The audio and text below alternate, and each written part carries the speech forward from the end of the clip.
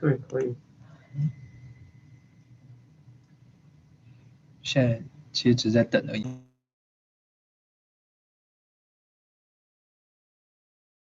哦，你可以 unmute 了。它等于里面有一个导播。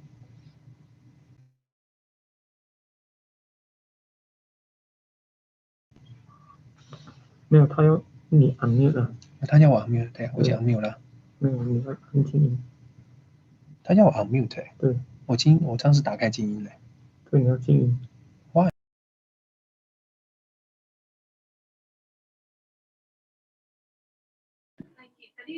Roy? Yes, I can hear you. Yeah. If you can unmute yourself, if you. Yeah, that's right. Yeah, we can hear. So we keep it. It is right now. 他要你静音，不然他可以听你讲话。这里。他要 unmute， 他要我取消静音。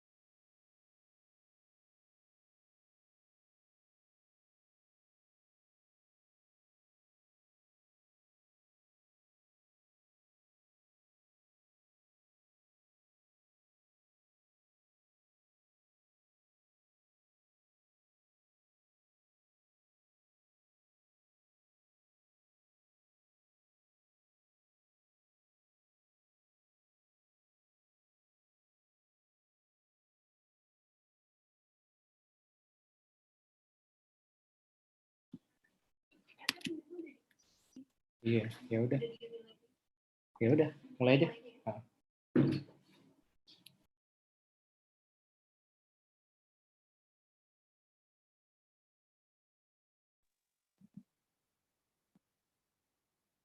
Okay, for all participants and judges, please turn on your video.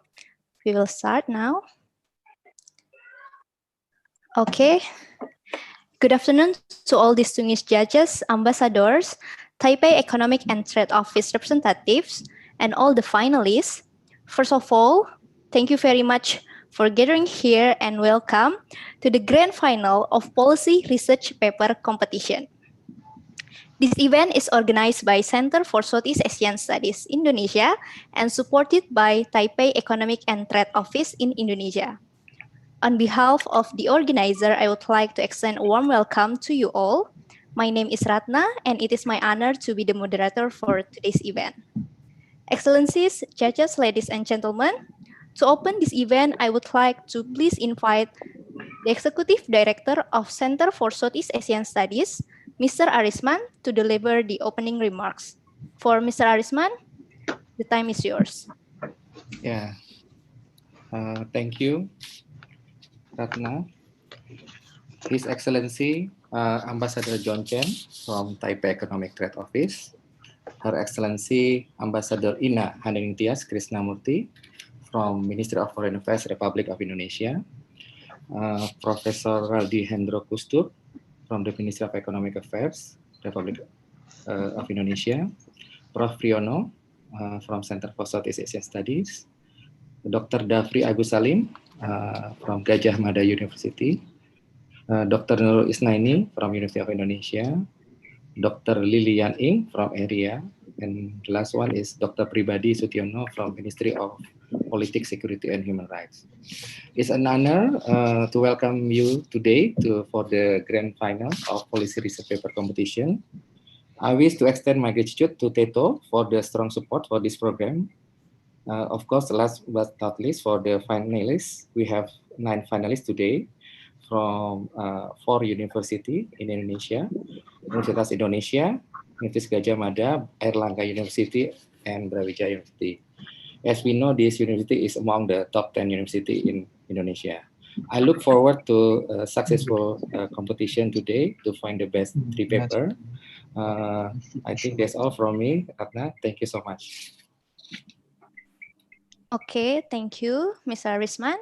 Next, I would like to briefly inform you about our ground rules today. The first one, participants will present their policy paper in 3 minutes with 1 slide PowerPoint presentation. Please just straight to your point and finish on time, because after 3 minutes, you will be automatically muted. Second, each participant will receive 1 question from the reviewer, and the participants have to answer it for 3 minutes.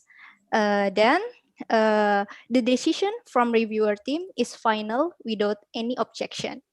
Finally, please don't forget to identify your name and organization in the Zoom by rename to name/organization. Next, Ani.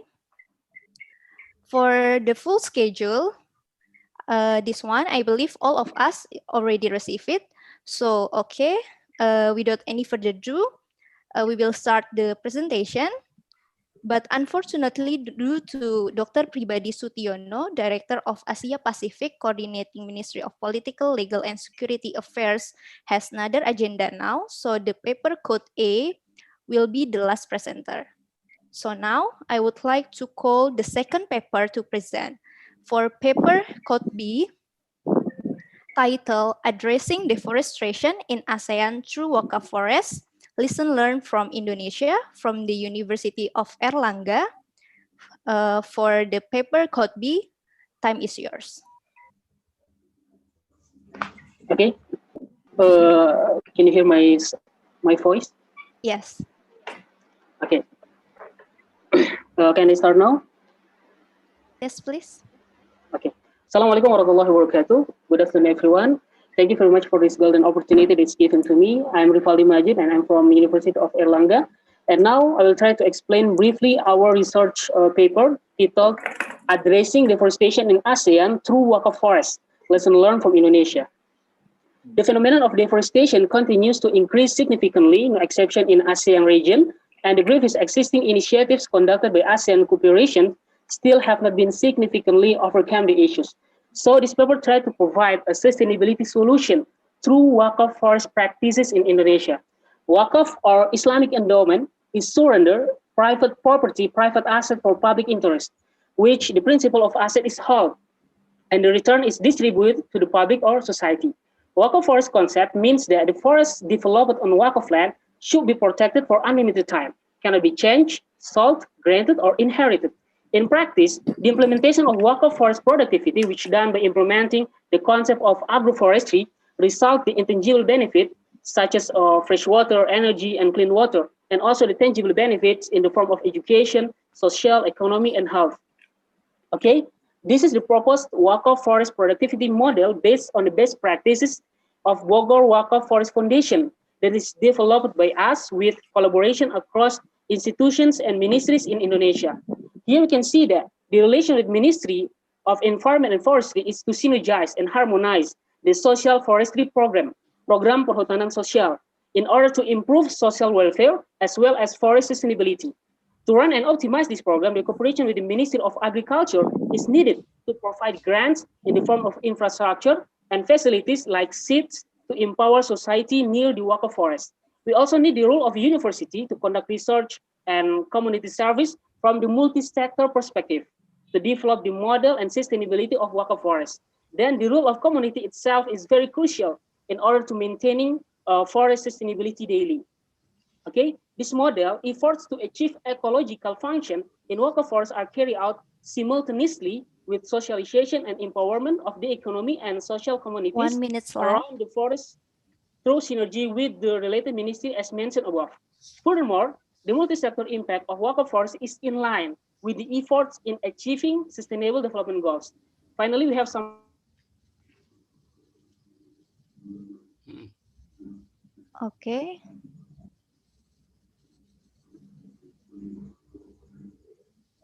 I think there is a technical problem here. Rivaldi? here.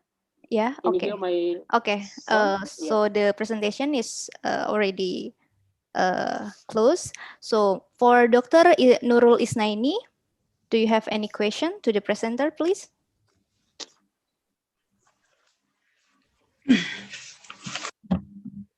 Thank you, Mbak Ratna, Ibu Ratna, for the opportunity. Congratulations, first of all, I'd like to deliver to Rivaldi Majid for your successful to come into this final session.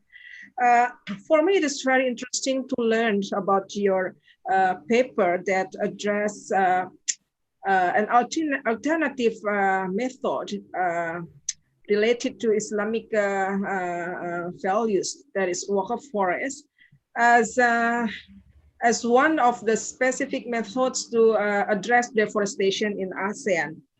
My question is very specific, very simple.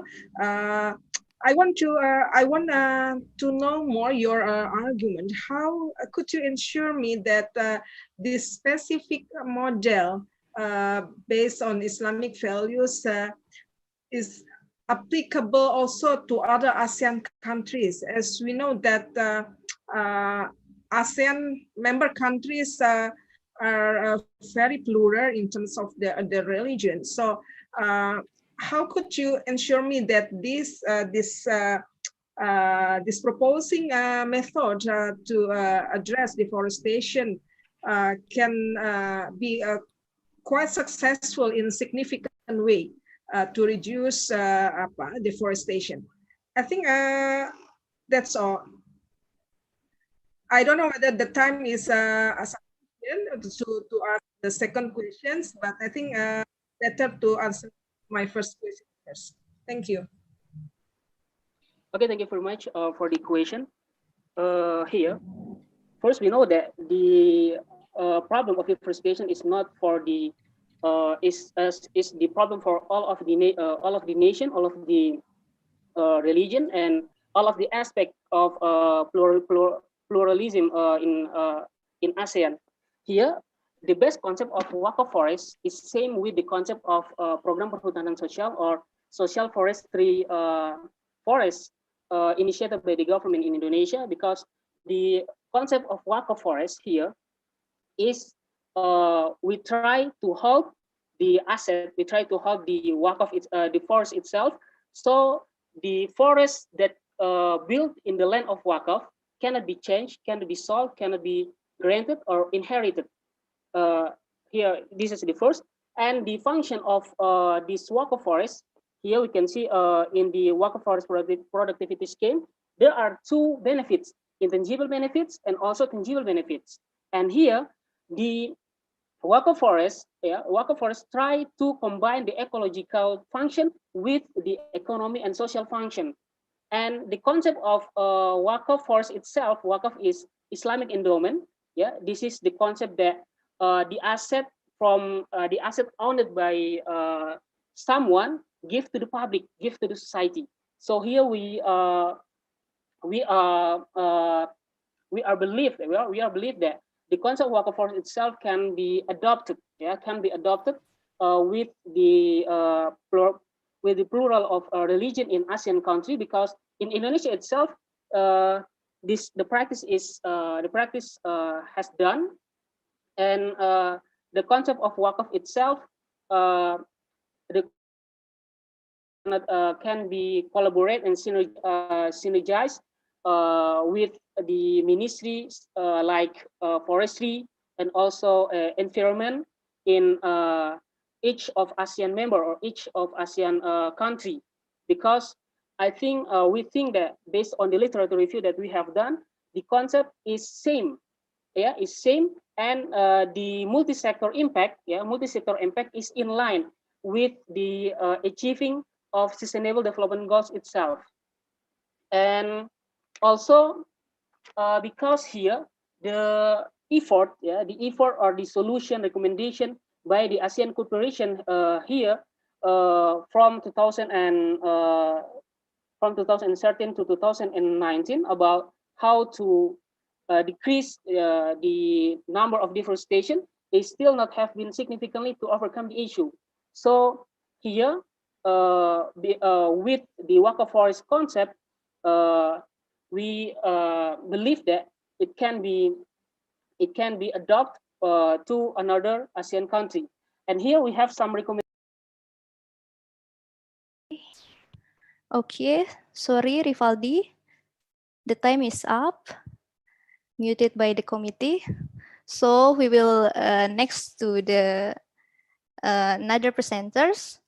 Now I would like to call the paper titled ASEAN Economic Integration in the Time of COVID-19 Pandemic, Solidarity in Plan, Divided in Practice from Gajah Mada University. You have 3-minute presentation. Please, the time is yours. Your Excellencies and all distinguished participants and judges. Good afternoon, my name is Trianata Wicaksono. I'm from Gajah Mada University. Today I would like to present about ASEAN economic integration in times of COVID-19 pandemics. Due to the critics on collective response in ASEAN, all the discussions and meetings will not address a quite meaningful to protect the interests and its integrity itself. Therefore, in here are trying to listen to another regional bodies such as European Unions, African Unions, and also Eurasia. The European Unions addressing established agreements. In here, mobilize all available macro financial and structural policies, tools are keeping the supply chain going. The other things that allow the flow of food across the ensure equality and agree food sector itself. What I suggest that ASEAN member states should do whatever it takes and use all the available policy tools followed by the target support to cohesion the economy impact and social damage of COVID-19 pandemic itself. The second one, to keeping the supply chains going. It means that ASEAN member states should review the trade and taxation policy options and their likely impacts to create a favorable environments to continue the flows and essential supply itself. The second one about the African Unions. The African Union proposed a virtual trade diplomacy and platform. In here, they're trying to leveraging on technology and digital trades. This shift of digital platform has helped to mitigate the productivity loss in the economy, currents, and the futures as learning to work are facilitated remotely. Thus, the ASEAN member states could, without the benefit presents by digital platforms, the need to address the digital divides across and within the ASEAN member state itself. Another things that utilize a virtual media as means of promotions to bring those investors and expand the reach of domestic industry itself.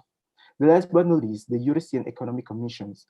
They're trying to scaling up the regional pandemic response for processing critical need of goods through the Green Coordinator, through relaxing customs producers. In here, the scaling up regional pandemics is important. National and regional import need to be completely based with the international corporations. Thus, the ASEAN member states health authorities must through every possible research to protect things and upgrade things, the healthcare sectors, the economy, and social cultural itself.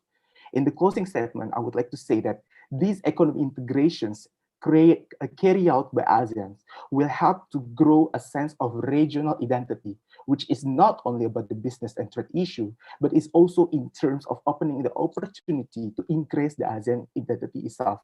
In the ASEAN economic integration in the times of COVID-19 is questioning whether ASEAN solidarity is really implemented or only just another plan. The divided in practice is being shown. Thus, this is important to ASEAN to strengthen the regional integrations. This pandemic is not as a burden or is not as the obstacle, but this pandemic itself as one of the opportunity to ASEAN to strengthen the identity, especially in economic integration itself. Thank you. I think it's done Okay. for me, committee. Okay, thank you. So for the paper code C, I would like to invite Ambassador Ina. If you have any question, please. Thank you, Ibu Ratna. What should I call you? Okay, Patri Ananto. I have to admit your paper is quite interesting, and perhaps this is my assumption. You wrote it before the summit of ASEAN in November, which is the 37th summit. And also perhaps during your writing, you kind of missed some of the news that was around since January, February. From the news, you can know that ASEAN has continuously hold meetings every month in order to find best ways and means to overcome the crisis because of COVID. But again, I thank you for your effort, and I congratulate you for to be chosen as one of the presenter today. I have questions, two actually, which is interrelated. Very interesting that you compare ASEAN with the EU, which is supranational organization. African Union is intergovernmental organization, but it's continent-based. And EEC is non-governmental organization. It was established by some countries that they are not in the same continent. So anyways, why you compare ASEAN with these three different organizations? And also, if you have done your homework, what do you think about the document that was adopted during the summit recently, which is ASEAN Comprehensive Recovery Framework? Do you think that document also defined ASEAN in practice? Thank you.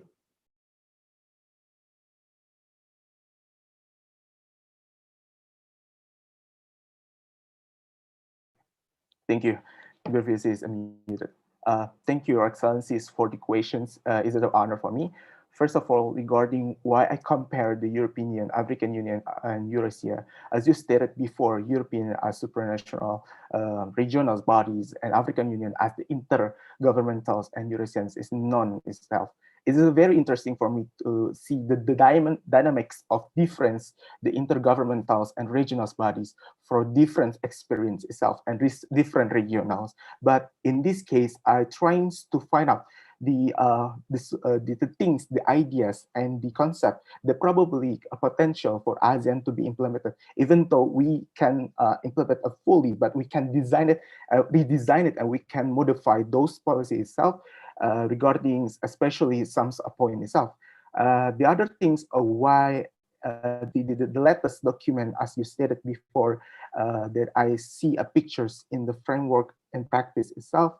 Currently, ASEAN still dynamics in terms of the trade war between US and China, and the ASEAN itself in the practice, they still divide their own national or domestic policy. For instance, Vietnam has their own way to reach out the GDP into more positive and compare with Thailand and other regions that's still in conflict and domestic. In this case, even though ASEAN have the principle of non-interference, but again, ASEAN itself should recalling those nations to strengthen the integrity and their regional bodies, supporting each other rather than they focusing on for their own domestic politics itself. Because the ASEAN economic integrations in these times of COVID-19 pandemics is very important to respond comprehensive and mechanism to outbreak a pandemic itself. So back against the growings of the pandemic outbreaks, such COVID-19 will continue to occur, but where and how serve the next pandemic will be no one can be predicted. So this time ASEAN should learn from the first wave. We doesn't know in the future is there any pandemics, but again, in practice, ASEAN for me is still divided which their own interest of domestic rather than they come up together, advanced solutions and see it together, such Indonesia promoting the travel coordinator arrangements. In this case, the other ASEAN member states sometimes is not really, it seems like not really supporting those policies itself because they still handling their own domestic politics itself, man. That's my opinion itself. Okay, thank you. So we will next to the next paper. I would like to invite the paper code D with the title US-China Rivalry, a New Cold War or the Second Great War from the University of Indonesia. Please, the time is yours. Thank you, moderator. Honorable judges, ladies and gentlemen, thank you for the opportunity. So the idea of my paper is basically to challenge the narrative that characterizes US-China rivalry today as a new Cold War. The argument is that today's situation resembles something even more dangerous than the Cold War, which is the origins of the First World War in 1914, also known as the Great War. This is so because some of the underlying forces that were present in 1914 are also emerging now. The balance of power is obviously shifting. Now we can always rest assured when the distribution of power is relatively established. States know their respective position, they know the boundaries, they know what actions are considered acceptable, what actions are not. They know how far they can push. And this is what happened during the Cold War between the US and Soviet Union. Now the danger is when the balance of power is shifting. This is what happened during the 1914 when Germany started to build its naval capabilities to challenge the hegemony of Britain. And this is what's happening now between the US and China. Number two, the alliance patterns are becoming more rigid, especially on the side of the US. And number three, it's getting more difficult today to tell the intention of states. It's difficult to tell which weapons, for example, are used for defensive purposes only and which weapons are for offensive. In theory, it's called offense-defense balance. And it's a very dangerous situation because it can lead to miscalculation. And finally, the rise of nationalism and domestic pressures, not only in the US and China, but also in smaller but significant countries in the region, the Philippines, Vietnam, and Indonesia even. Now, the policy implications is real. When you have underlying causes of conflict already present, you need to pay really close attention to immediate causes of conflict. We know that the First World War was triggered by a relatively minor incident, the assassination of the Austria's prince. Today, we're talking about fishing issues, clashes between Coast Guard's vessels, violations over Taiwan's airspace, for instance. And in any of these incidents, domestic pressure might force leaders to respond very strongly. The US, because of the rigid alliances, might then decide that it has to intervene. And because offense-defense balance is unclear, states might misperceive the intentions of the opponents. So if not managed carefully, these minor incidents can get out of control and lead to escalation. What can be done? First of all, of course, crisis management. One of the reasons why arguably the US and Soviet Union did not engage in war because they knew how to handle crisis. And this is something that US and China should work together on. Number two, institutional safeguards should be put in place to prevent as many contingency scenarios as possible. We've had discussion about the code for unplanned encounter at sea, for example. There's also an importance for Coast Guard cooperation, fishing agreements, joint energy explorations, things like that. And finally, interaction at the strategic down to the very tactical level should be strengthened between all parties in the conflict. Transparency should be increased and uncertainty should be reduced. And that's how hopefully we can prevent the US-China rivalry to become, the second Great War. Thank you. Okay, thank you. Then I would like to invite Dr. Dafri Agus Salim to give a question to the presenter, please. Okay, thank you very much. I think that's a great presentation, and also I like the title. It's a bit provocative, you know. But looking at in this last part of your paper here, sparks, you know, my idea to raise some questions. This is the question. It's a very simple one. As we already know that there's a kind of new phenomena in international politics now where some countries, you know, it's become much more pragmatic in attitude and its foreign policy. Take example, for example, Australia, you know, it's become, you know, trying to do a kind of hedging policy and they can balance things, you know, between the interests with the United States in the other hand, with China. Now the question is, what do you think, you know, this kind of phenomena to the influence of the potential of the, as you said, in the Second Great War or stuff like that. Thank you, Professor, for the question. I think that's also one of the things that that differentiate between the old Cold War between the U.S. and Soviet Union and the current situation between the U.S. and China. In the Cold War, it was basically all about U.S. and Soviet Union, right? The gap between the two biggest powers and the rest was really large. But now, in addition to U.S. and China, we have you know, smaller but very significant countries, middle powers like Australia, India, Japan, South Korea, and even ASEAN countries. Some of ASEAN countries have started to be more independent in terms of their behavior, in terms of their strategic outlook, right? And Philippines, Indonesia, Vietnam, as you say, has become more pragmatic, has become more outward looking. One of the reasons I think is because domestic pressures, right? There is a level of domestic pressure in all of these countries, you know, to force the governments to be more assertive, to be more to respond to any external pressures in a strong way, and that can, you know, that can complicate the situation. Of course, when the Cold War was happening between the U.S. and Soviet Union, it was relatively predictable.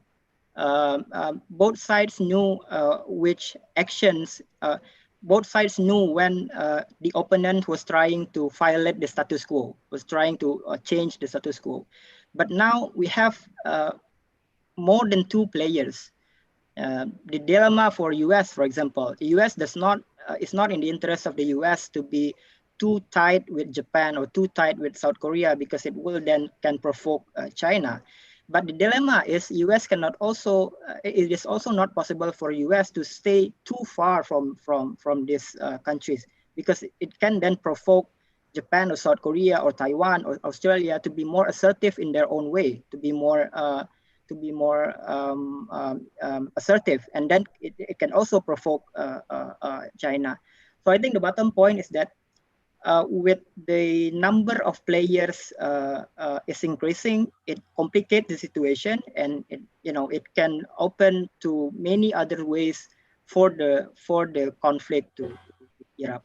So are you saying? I'm sorry. Are you saying that the currently it's not clear enough, you know, who is friend, who is enemy, you know, in terms of the allies?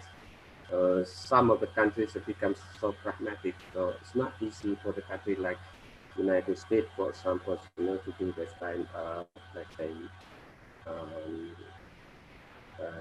do a kind of pragmatic policy. What do you think? I think any country would then try to be pragmatic and take as many benefits from both sides as possible, right? All countries in the region do that. But I think recently there is some signs, developments that show that these alliance patterns are becoming more rigid, just like what happened in 1914. You know, how the US is trying to assure Australia to ensure that it will defend Taiwan, for example, or the Philippines. the Quad, the US, India, Japan, Australia, and all that. So the developments, I think, is leading to the rigidifying of the alliance patterns, and it tends to be a dangerous situation. Okay, thank you. Next, I would like to call the paper code E with the title The Convergence of Efficiency and Technological Progress in the ASEAN Economies Do Intra-Trade and Inter-Trade Matters from Erlangga University. For paper code E, the time is yours. Good afternoon, ladies and gentlemen. Thank you for giving us an opportunity to present my paper entitled The Convergence of Efficiency and Technological Progress in the ASEAN Economies, Do Intra-Trade and Inter-Trade Matter. My name is Muhammad Zaki Yasin and my co-author, Tegaris Manuar. Ladies and gentlemen, my paper was embarked from the background that there is a condition of the challenge owned by the ASEAN to improve economic growth and promoting stability in the region through the economic integration agenda, such as AFTA or ASEAN Economic Community. However, we identify that there is a tendency for being individualistic amongst countries rather than being collective, such as whether they should prioritize intra-trade or inter-trade. And thus, in 2013, argued that ASEAN economies continue to compete rather than cooperate to attract funding. So each country took steps differently. Therefore, we try to question in our paper whether this trade will reduce or promote disparity of ASEAN economies. And we try to analyze this issue through examining whether there is disparity economic reduction among 10 ASEAN economies and whether regional matters on it. And we try to use two indicators here, namely technical efficiency and technical change. Ladies and gentlemen, according to the findings in our paper, we can see from the figures that in 2001 to 2018, the efficiency and technical change of ASEAN members significantly converge. It means that there is a disparity reduction on those indicators. However, we found that only trade that matters toward the efficiency conversion, while it doesn't affect all the technical chain convergence. We also consider another control variable here, namely foreign direct investment, that apparently contribute in dispersion of technological progress or technical chain conversion. It means that by increasing the intra-trade in ASEAN, it will reduce the disparity of efficiency in the ASEAN economies. And we wonder, why do this happen, ladies and gentlemen? We allege that ASEAN incoming foreign direct investment in a form of like foreign company or multinational corporation tend to prioritize the high technology intensive. So it only affect on the technology frontier, technological progress. Meanwhile, intra-trade activities enable domestic firms in ASEAN to cooperate in optimizing given input to produce output. And our solution lead into the three essential points. The first one is about the intensification of strategic collaboration among ASEAN members that will strengthen the convergent trend. The second one is about the ASEAN roadmap that should emphasize the challenge in which three pillars address, such as coordination of macroeconomic, political security, and potential cultural conflicts. And the third one is about the uncertainty in the global economy that should be aware more because it will affect on the regional economic stability. I think that's all. Thanks for your attention. Thank you. And I would like to invite Dr. Lilian Ing to give a question to the presenter. Thank you, Jackie. I think it's a well-structured paper and clearly presented. You show that you understand the methodology and you have explored to find good proxies to variables. Here, the key issue is convergence of efficiency and technological progress measures by TFP gap reductions among ASEAN's countries. The question is that, what are the pros and contrasts of your proxy? And what will you do next on robustness check of your estimations results? Thank you. Thank you for the questions.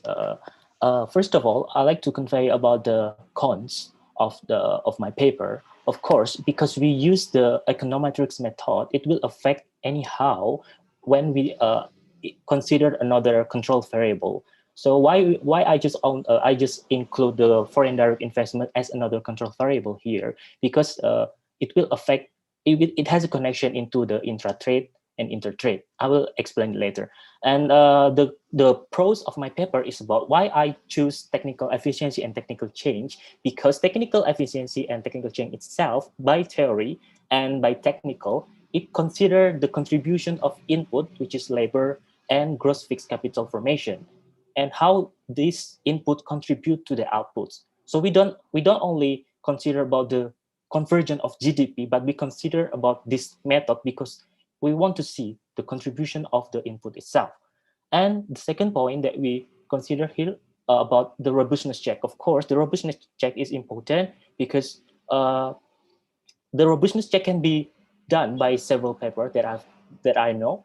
They can execute by splitting the period between the year. For example, I use 2001 2018. We can measure, we can estimate the robustness check by splitting the period. And the second of all, we can also do another methodology, because here I use generalized method of moment. We can use another approach, such as system generalized method of moment or another method. So to check the robustness, we can use another econometric as a consideration.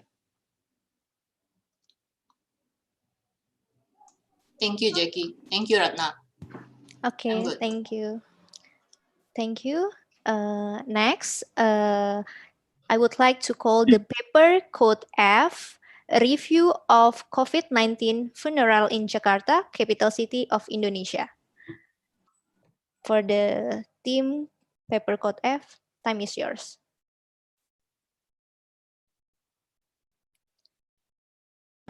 Thank you, moderator. Good afternoon, ladies and gentlemen. My name is Retno. I come from Universitas Indonesia.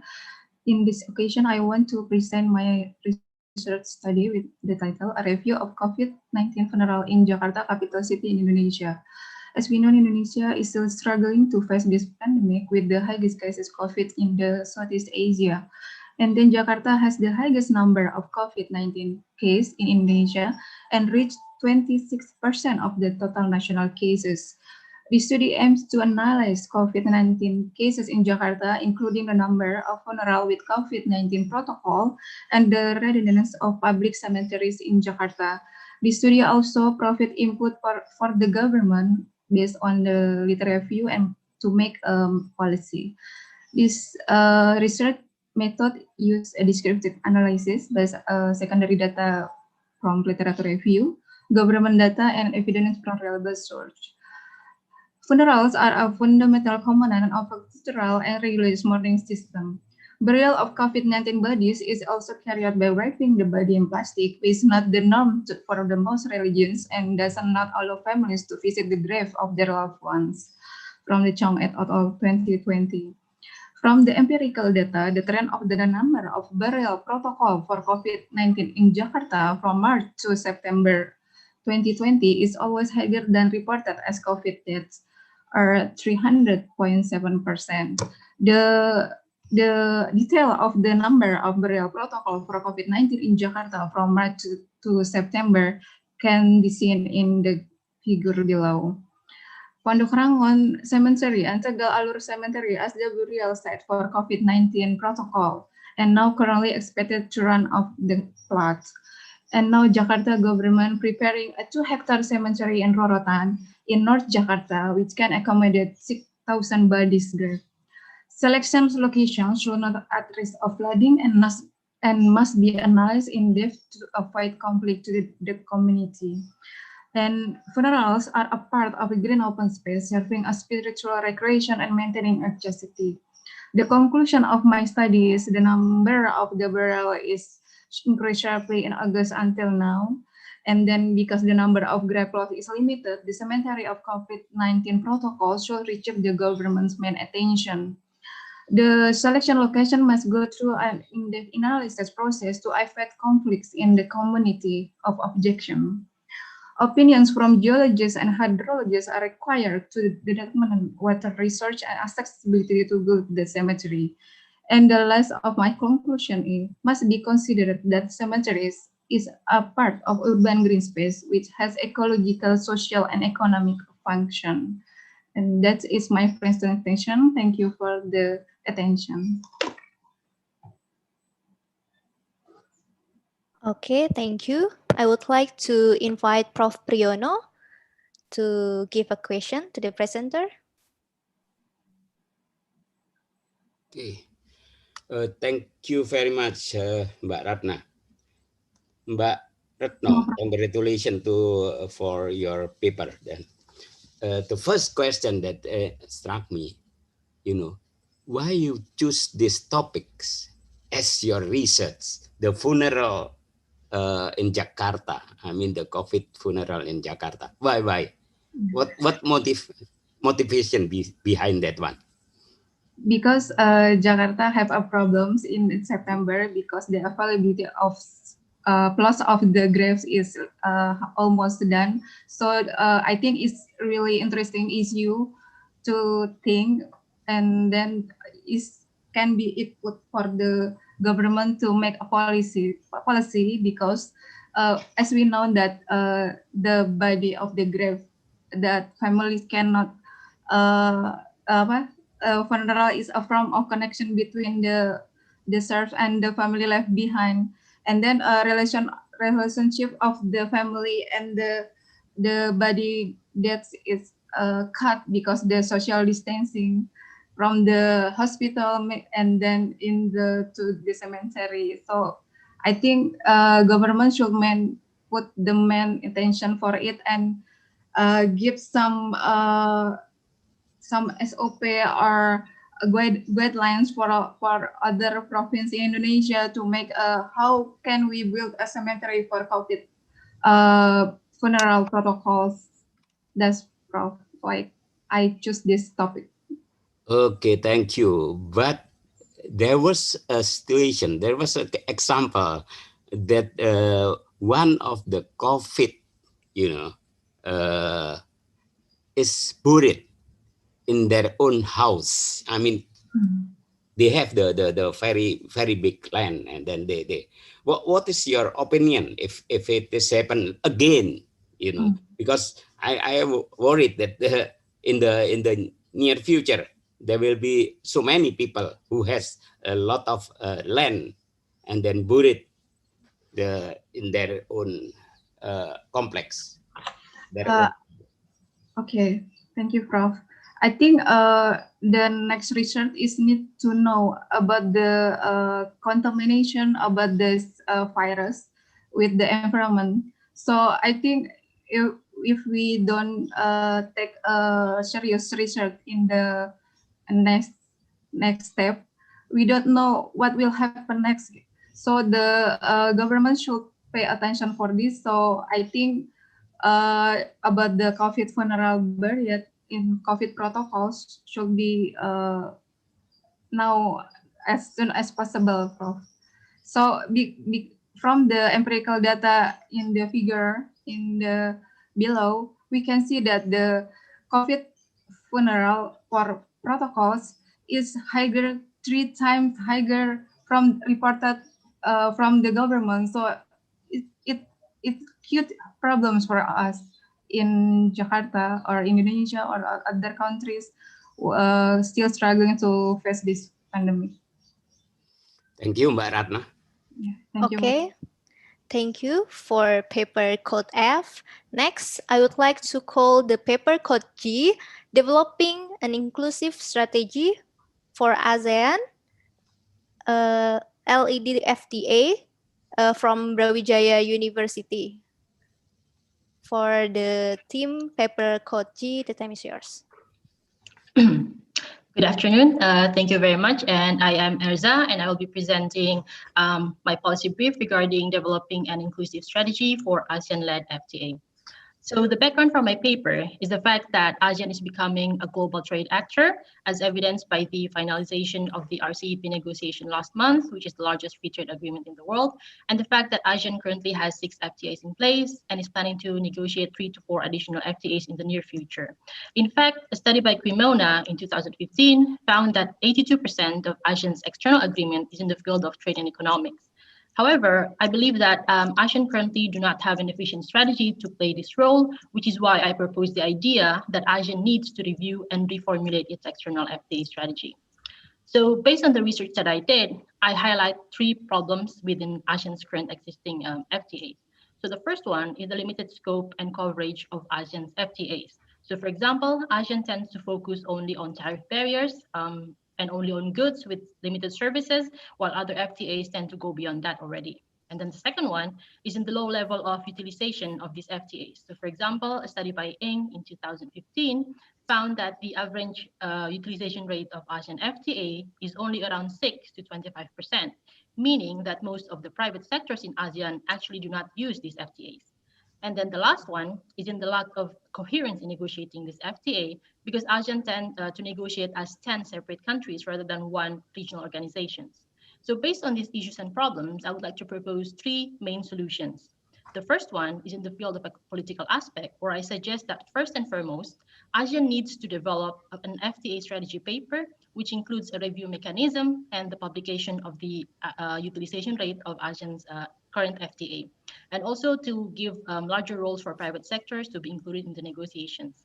And then the second one, in the institutional aspect, I would suggest that ASEAN needs to expand the External Economic Relations Division within the ASEAN Secretariat and provide it with larger authority.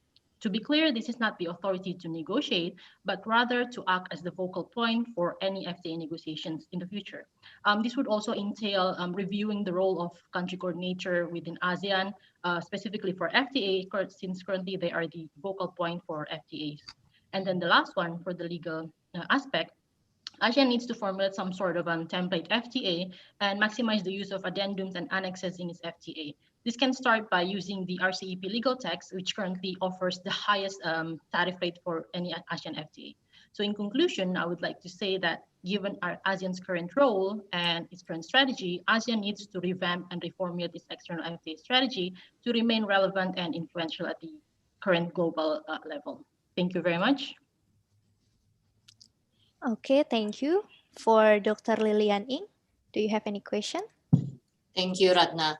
Thank you so much, Erza. I think like the paper is very interesting, even though you do not present any econometrics exercises, but you present the paper in a very interesting way. You know that there has been a long debate that preferential trade agreements can be a blocking or building block towards multilateral agreements. How do you assess the existing preferential trade agreements in ASEAN? Thank you very much for the question, Dr. Ng. That's a very interesting one. Honestly, I think ASEAN is rather slow in progressing towards building multilateralism. I mean, I'm honestly quite happy with the results of the RCEP, considering that RCEP is one large building block which manages to combine the bilateral FTAs of ASEAN, and at the same time, it combines around 30% of the world GDP, meaning that it can actually go further in actually creating a new rules-based system based on these existing corporations.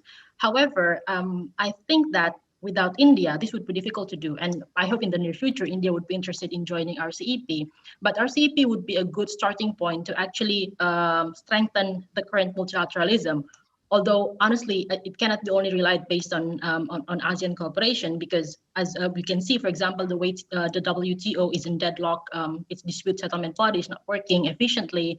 And also what I'm counting on actually building is also the ASEAN-EU FTA.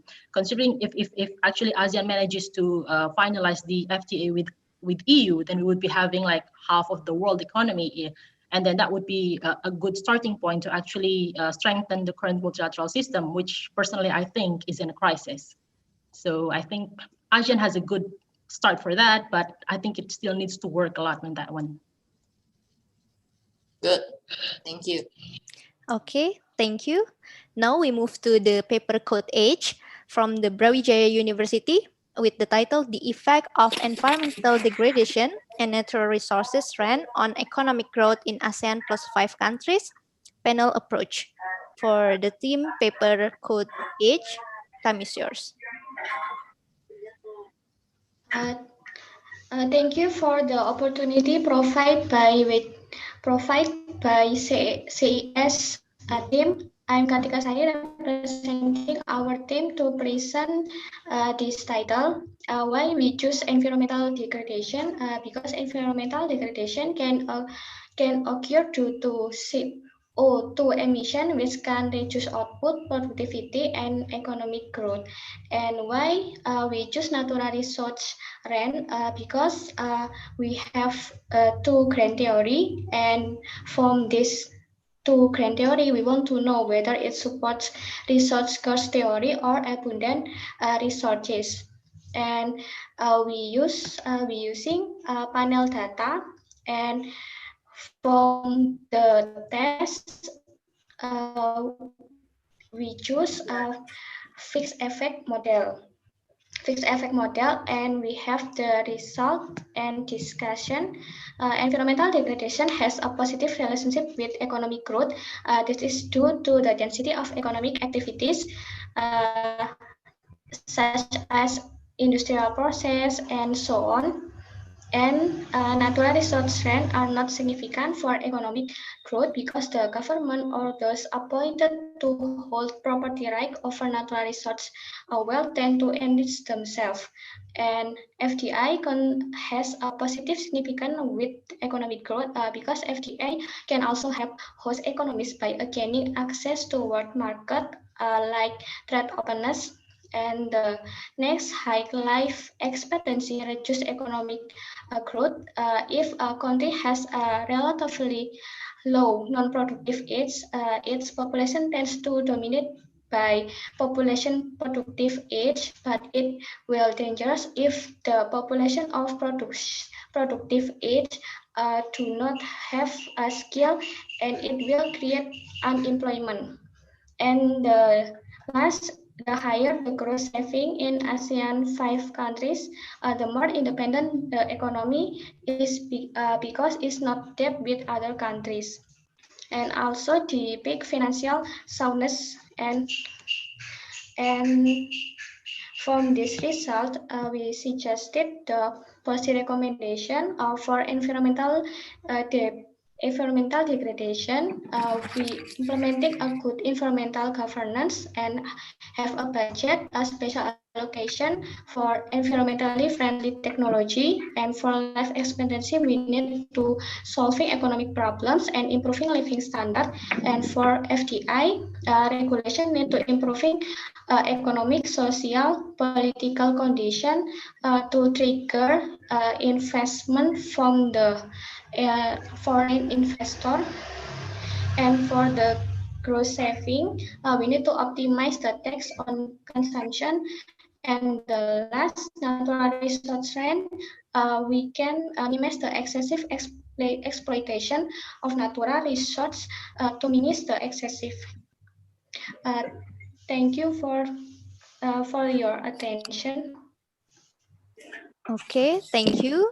And I would like to invite Prof. Raldihendro Kustur to give a question to the presenter, please. Thank you. Okay, thank you very much, Mbak Ratna. Okay, thank you for your presentation, Mbak Kartika. I appreciate so much about your presentation there. But one thing that I'd like to concern about triple bottom line of the environmental issues. How do you make this combination among the criteria for the assessment, environmental degradation itself? Thank you. Thank you. Why I use this combination? Because I inspired from phenomena in Freeport, and as we know that Freeport is managed by holding company in America, and we can say that Freeport is the biggest revenue contributor for the holding company in America. And if this holding company is extracting the natural resource in Freeport too much, it will destroy destroy the natural resource in Freeport. So I choose the natural resource rent, and I think that the higher activity economy will affect I mean the environmental degradation is, we know that related with economic growth from the activities economy such as industrial process, electricity consumption, it will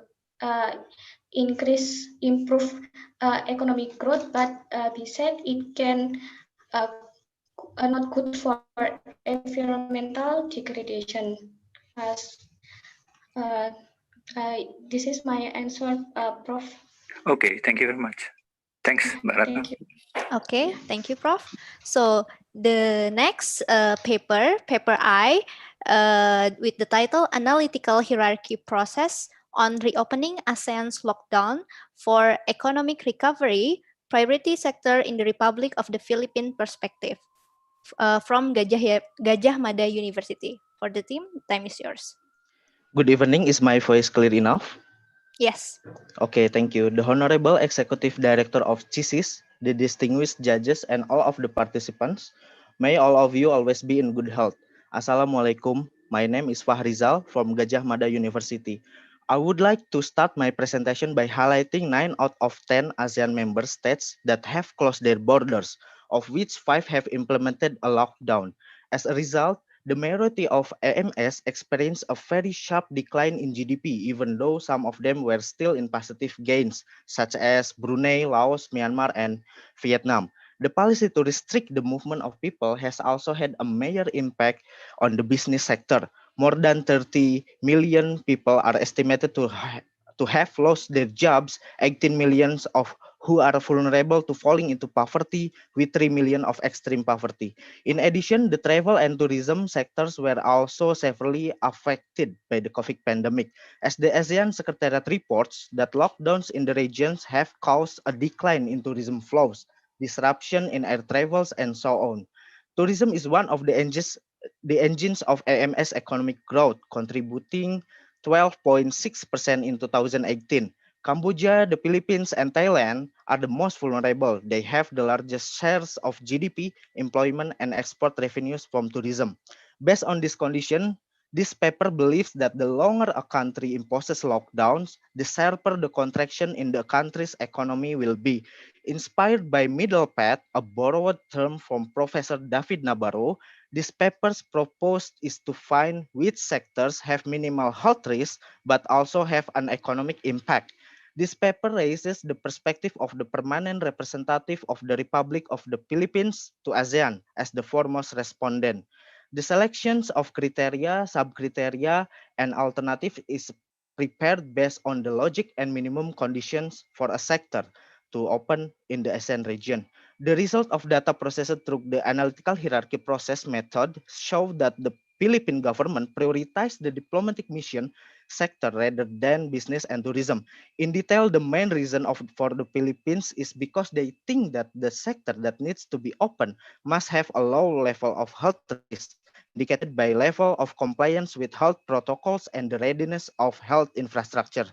Meanwhile, in the economic aspect, the Philippines has put forward a sector which considered to absorb a lot of labor.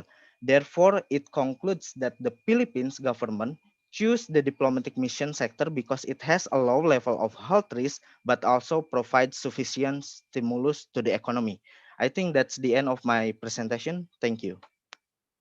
Okay, thank you. I would like to call Prof. Priyono to give a question to the presenter.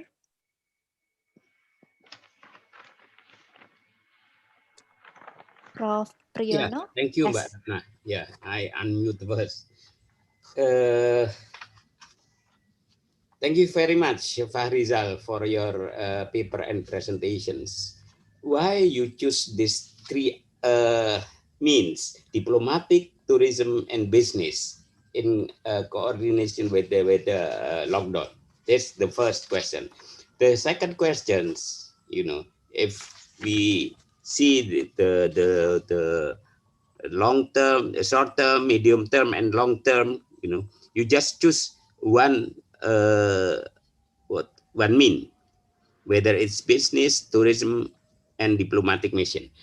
Is there any combination between these 3? For example, 1 and 2, 1 and 3, something like that. for the short term, medium, and long term. Thank you.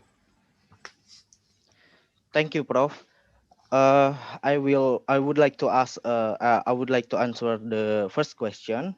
First of all, I think that since the pandemic outbreak, there are two strong arguments that have developed as a consideration implementing pandemic management policies, which is priority to the economy or public health.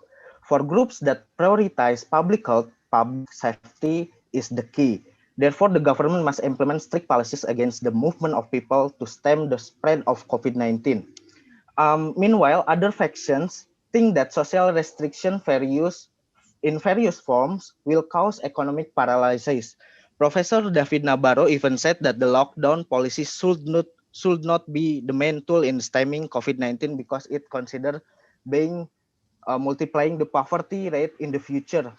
Um, Based on this perspective, our paper is try to formulate which sectors that possible to open in the ASEAN region between the ASEAN member states.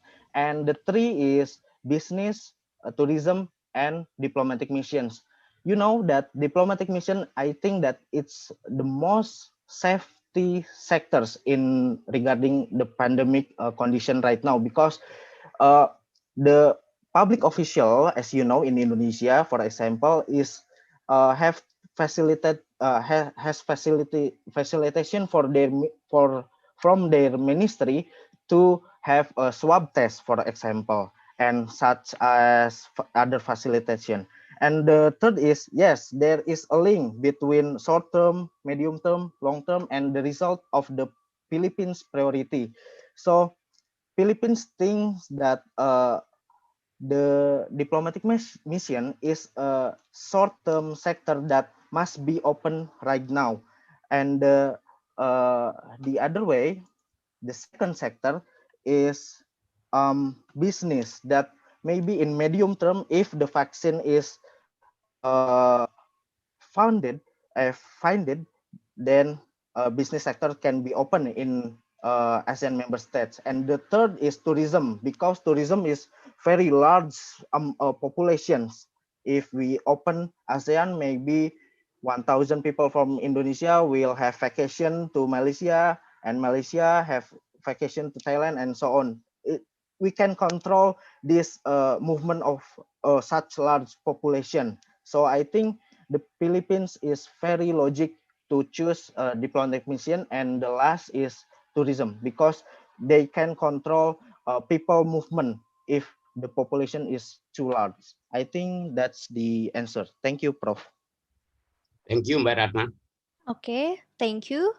And next, the last paper, paper code A, with title Upgrading ASEAN Integration Through Taiwan's New Southbound Policy from University of Indonesia. For the team, the time is yours. Thank you, Ms. Ratna and judges. Imagine if you're always surrounded and the shadow of your big brother that already had a great power.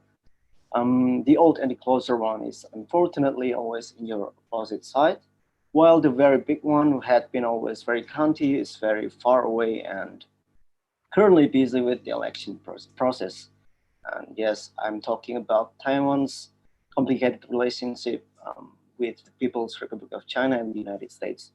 From that point, President Tsai Ing-wen, who is known as one of the progressive leaders in the Asia Pacific, renewed close relations that had existed before with Taiwan's neighbor countries. Since got elected in 2016, she initiated a policy focused on Taiwan's influence in Asia Pacific, focused on more southern region, including Southeast Asia, India, and New Zealand and Australia as well. This policy has been called as New Southbound Policy or the NSP. Taiwan's New Southbound Policy is the core of Taiwan's new implementation in matters of soft power through the collaboration with other countries, especially in Southeast Asia region, in every aspect such as agriculture, public health, education, culture, and technology. We already discovered about Southeast Asian economic performance in this recent decade, where they become one of the star in the Asia-Pacific region. So it is very natural if Taiwan undersized government expecting to be able to strengthen their distribution of power into the more closer area, which is Southeast Asia. Based on my research, I have found that from the ASEAN perspective, the Taiwan New Southbound policy is certainly can be used as a stepping stone as a part of ASEAN integration process. As a regional organization with a diverse historical and cultural background, ASEAN has many challenges that must be resolved before it can fully integrate. The national interests of each member countries have yet to find the common ground, especially on the South China Sea issue, where Jinping also watched closely from the north side. Hence, Taiwan here under New Southbound policy offer a form of strong foundation based on the spirit of humanism and economic development. And at the same point, it can be also broadening the Taiwan's reach and reliance in Asia-Pacific region. On conclusion, the implementation of Taiwan's New Southbound policy built the strong mutualism between Taiwan and ASEAN itself, and will have shared the benefits together in the near future. Thank you. That's all from me. Okay, thank you. Now I would like to invite Dr. Pribadi Sutiono to give a question to the presenter. Thank you very much, Mbak Ratna, and congratulations to Muhammad Faraz Fauzi for the paper. Personally, I think that the paper is very intriguing because you mentioned about upgrading ASEAN integration through Taiwan New Southbound policy. It means that with the new policy, hoping that the ASEAN can be more integrated as organizations. But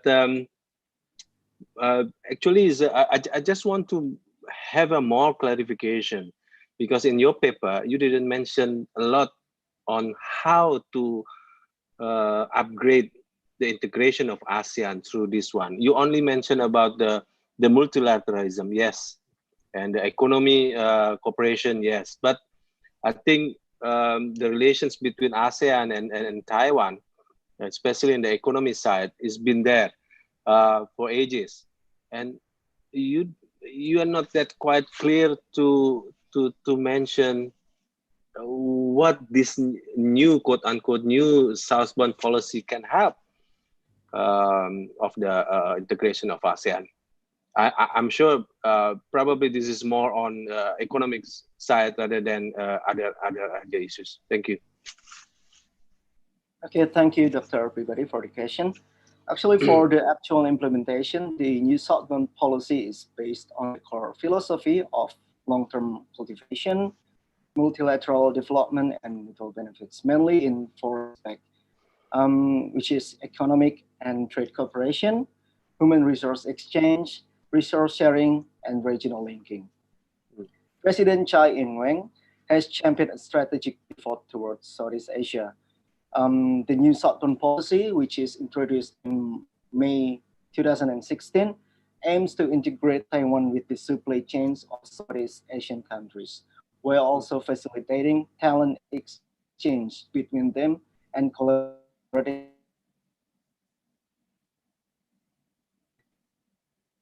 ties with Southeast Asian countries. Its investors will benefit from government-to-government lobbying and could more easily overcome bureaucratic hurdles in emerging markets. So far, the policy has enjoyed relative success. In December 2017, Taiwan signed a bilateral investment agreement with the Philippines, and in May 2018, an agreement on agricultural cooperation with Indonesia. Taiwan is also seeing a rise in tourists from Southeast Asian countries, thanks to a decision to grant citizens visa-free entry to Taiwan. And in addition, trade with southern countries rose from $96 billion in 2016 to $117.1 billion in 2018. And that's it from me. Thank you very much. Thank you. Okay, thank you. Okay, thank you for all finalists and judges. Now we will have a 5-minute break. To all distinguished judges, please kindly inform 3 paper quotes that you think are the best for today's event to our committee through WhatsApp. You can WhatsApp Mr. Arisman, and we will back again here in 5 minutes later.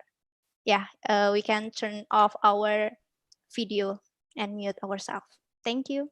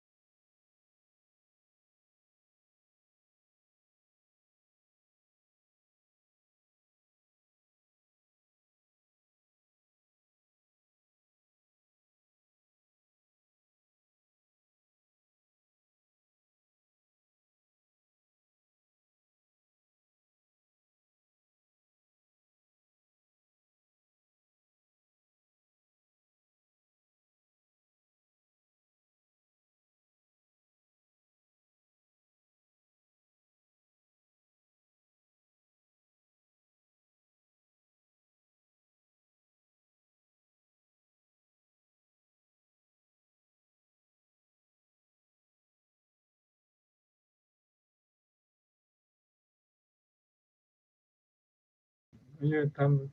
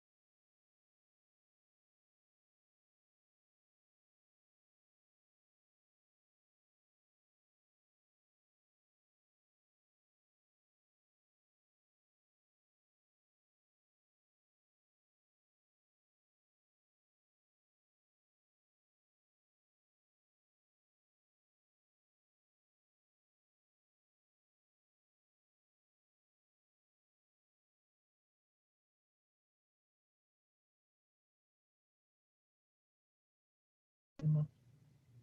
需要不用重新交吗？那已经在里面了。是。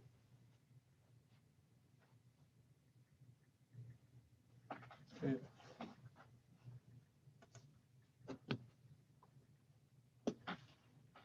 这个把我的画面再放大，那么放大。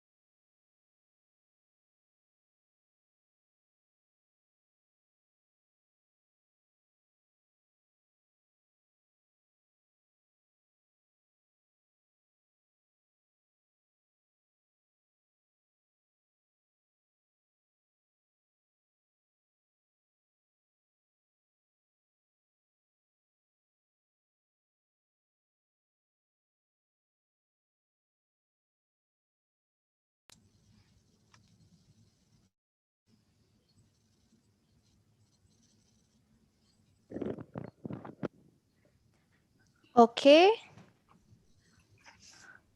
For all judges participants, please turn on your video.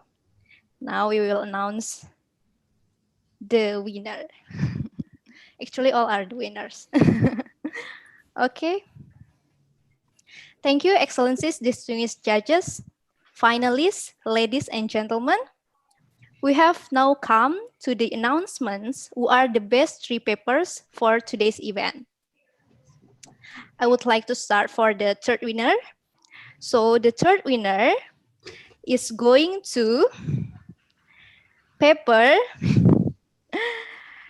a review of COVID-19 funeral in Jakarta, capital city of Indonesia. Congratulations. So I would like to call Prof. Priyono, representative from CHISIS, to give the prize to the winner virtually and say 1 or 2 words for congratulate the winner. For Prof. Priyono, you can show the prize board. Prof. Priyono. Priyono. I think there's a Priyono. Connection problems. The connection problem. Okay. Maybe we move To the second winner. To the second winner. Okay, congratulations. Now I would switch like on my video. Oh, okay. Committee, please open Ibu Ina. Okay, already. Okay, next for the second winner, the paper. The paper is developing an inclusive strategy for ASEAN-led FTAs from Brawijaya University. Congratulations. Yeah, for the second winner, I would like to invite Ambassador Ina, representative from the reviewer, to kindly give the prize to the winner virtually and say 1 or 2 words for congratulate the winner. I think the host should switch on all videos because it's switched off automatically. I don't know. For all participants and judges, please turn off your video first. Should be turned on. Turn on. Turn because it's off on the camera. Yeah. Okay. Turn off because in YouTube, Ibu Ina will only one seeing in the YouTube. Okay. Yeah. So congratulations for the second one. Can you see the writing? No. Okay. Oh, okay. Yeah. Maybe. Congratulations. Congratulations. Okay. Okay. For the next, the last For the first winner of this competition in grand final policy research paper competition is winning by the paper US-China Rivalry, a New Cold War or the Second Great War by University of Indonesia. For the winner, congratulations. And I would like to invite Ambassador John Chen, representative from TETO, to deliver the special prize to our winner today and say congratulations to the winner. For Ambassador. Thank you, the first winner. Congratulations. Okay. Thank you, ambassadors. Thank you for all the winner. Then I would like to invite Ambassador John Chen to give a closing remark for Ambassador John Chen. Please, time is yours. Thank you, moderator. Distinguished judges, winners, dear participants, ladies and gentlemen, selamat siang, good afternoon. First of all, I would like to express my sincere congratulations to all the winners who have just been awarded the prizes. I also wanted to take this opportunity to thank all the participants for their enthusiasm, which was clearly manifested in this competition. It is amazing to see that in less than 2 months' time, we received 41 papers covering a variety of topics encompassing public health issues such as COVID-19 pandemic, environmental issues including water supply and waste management, regional integration, trade, maritime security, and South China Sea issue, and even artificial intelligence. Since all the research papers presented to us are excellent ones, it was very challenging for the judges to discern the 9 finalists from the others, not to mention the top 3 winners. Therefore, I would like also to express my sincere appreciation to all the judges, namely Ambassador Ina, Professor Prigiano, Professor Rowdy, Dr. Dafri, Dr. Lilian In, Dr. Pribadi, and Dr. Nurul for their diligence on appraising the 41 papers. This competition aims to provide incentives for more university students to engage in research and pay greater attention on regional and global issues. From the outcome we just witnessed today, I believe we have achieved that goal somehow. Ladies and gentlemen, Taiwan is well recognized for its advanced research and development, as well as affordable, high-quality education, so that Taiwan is currently among top 5 foreign destinations for Indonesian students to pursue higher education. It is no coincidence that promoting study in Taiwan has been a priority of my government and my office, Taiwan office in Indonesia, especially since the new southbound policy was launched by my government in 2016. I would encourage those who participate in this competition today to go to Taiwan for further academic pursuit. With that being said, I also wish to extend my appreciation to CCS, especially Mr. Arisman and his team, for their devotion and energy in making this competition a great success. Their fervent enthusiasm is especially commendable at a time when the threat of COVID-19 pandemic is still lingering around. Now, to celebrate the success of the event, I would like to invite all to give ourselves a big applause. Thank you all. Terima kasih banyak. Terima kasih. Okay, thank you, Ambassador. Then I would like to invite the 3 winners to give 1-minute expression, and we will close all participants' video for a while because it connects to YouTube. So the winners just only see in the screen. And okay, start from the third winner, second winner, and the first winner. Please, the time is yours. Maybe committee, please turn on the video for the third winner.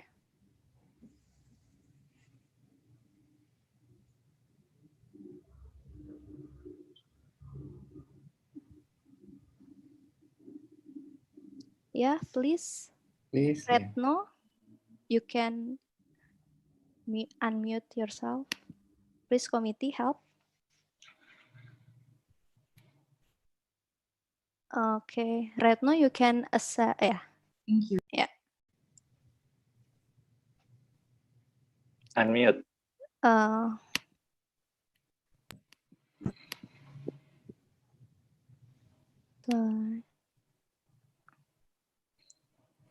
Still unmute, Ibu Retno. Okay, Retno, please. One. Ya. Bismillahirrahmanirrahim. Assalamualaikum warahmatullahi wabarakatuh.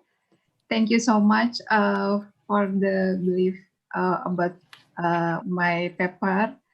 And also thank you for Center Southeast Asia Studies in Indonesia and then all the judge. Hopefully my research study can be a lesson learned for the other country in ASEAN. Thank you. Okay, thank you, Retno. Next, the second winner, please. Turn on your video and unmute yourself. Committee, please help.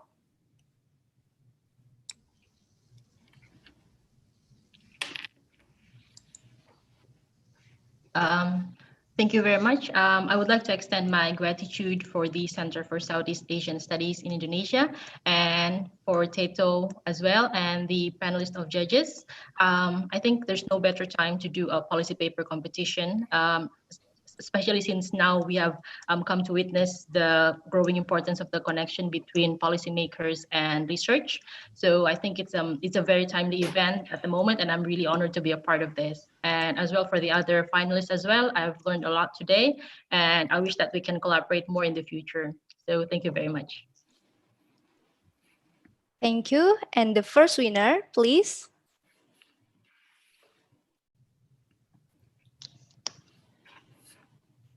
Please, committee, help to open the video and yeah, okay. Yeah, honestly, I didn't expect anything today, and it's really not a humble brag. I really enjoyed the papers from other participants. I learned a lot. The topics are very unique, and methodology is very sophisticated. So, but thank you so much to CCs. Thank you to Teto, and other honorable judges, and also fellow participants. I think the best thing to me is that we can meet here and let's stay in touch, and maybe we can collaborate in the future for some joint research project or anything. Thank you. Okay, thank you. Thank you for all. Please open again your video and unmute yourself. Please for committee to help.